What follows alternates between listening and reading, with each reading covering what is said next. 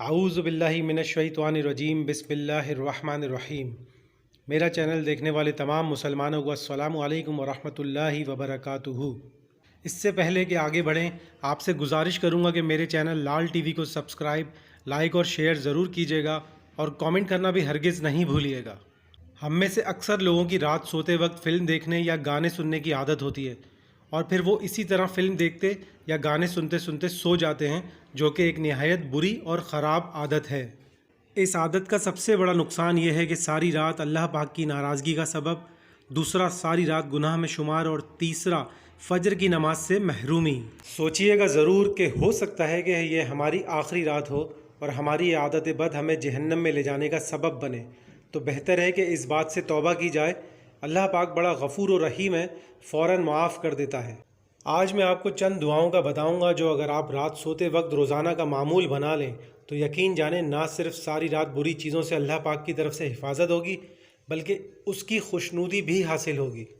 کوشش کریں کہ نماز کی پابندی رہے اور سارا دن آپ وضو سے ہوں، ورنہ رات سوتے وقت لازمی وضو بنا لیں۔ ساری رات بری چیزوں سے حفاظت رہتی ہے اور فراخی رزق کا سبب بھی ہے۔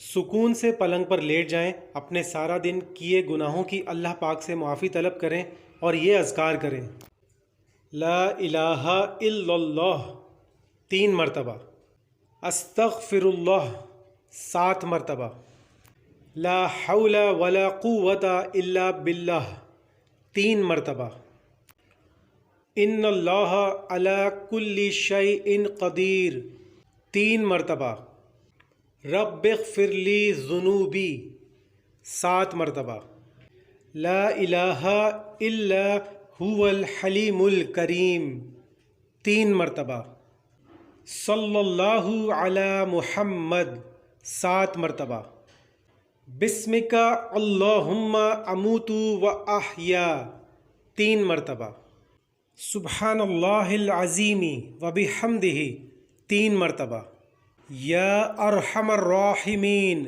7 مرتبہ۔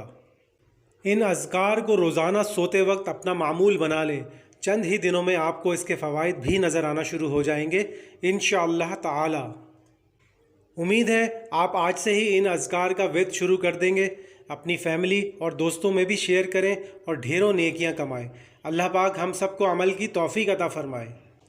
ملتے ہیں اگلی ویڈیو میں ایک نئی معلومات، دعا یا وظیفے کے ساتھ۔ دعاؤں میں یاد رکھیے گا۔ اللہ حافظ۔